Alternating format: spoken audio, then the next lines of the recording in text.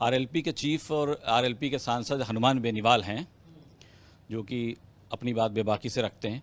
वो बार बार एक आरोप लगाते रहते हैं। एक पूर्व मंत्री हरीश चौधरी हैं राजस्थान के, जो कि पंजाब के प्रभारी भी रहे हैं।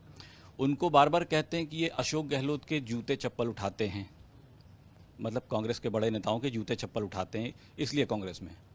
आपने जब कांग्रेस छोड़ी थी कुछ साल पहले, तो कुछ एक बयान आपने ऐसा ही दिया था, तो उस बयान देने के पीछे क्या मंशा थी, मैं ये जानना चाहता हूँ। कांग्रेस पार्टी में जो प्रॉब्लम यही है, अभी आपने हाल ही में एक बयान सुना होगा मल्लिकार्जुन खड़गे जी ने भी।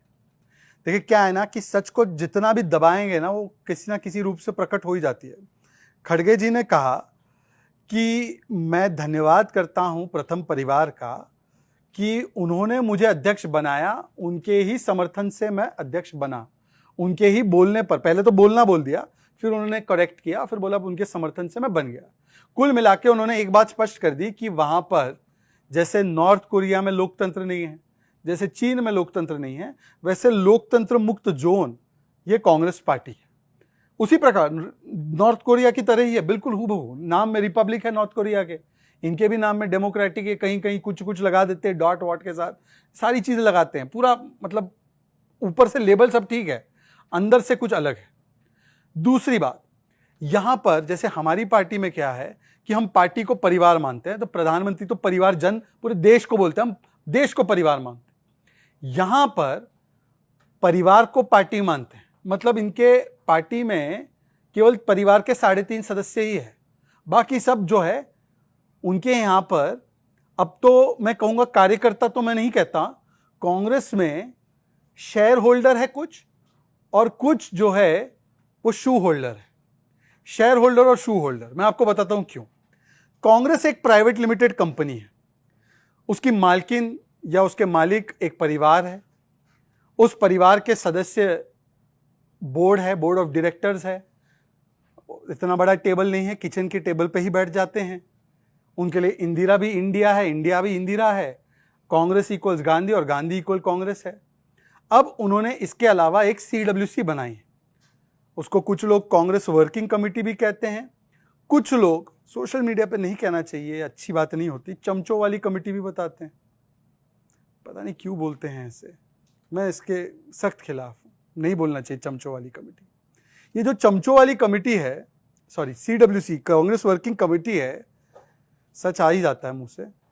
तो जो कांग्रेस वर्किंग कमेटी है, इसमें तो चुनाव होने हैं, संविधान में लिखा है, आर्टिकल 19 है शायद कांग्रेस का, अब पता नहीं कांग्रेसियों ने पढ़ा है कि नहीं पढ़ा है, उसमें से 23 में से 12 के चुनाव होने। अब उसमें चुनाव कितना हुआ अभी तो घोषित हो गई। वो दरअसल हैंडपिक्ड ही है, वो शेयर होल्डर है। जैसे दिग्विजय सिंह शेयर होल्डर है, उनका परिवार है, शेयर होल्डिंग है उनकी। पायलट जी, उनका भी परिवार रहा, उनका भी शेयर होल्डिंग है। ऐसे कुछ 10, 15, 20 परिवार है जिनकी शेयर होल्डिंग है, उनको एक एक स्टेक शेयर दे दिया गया है।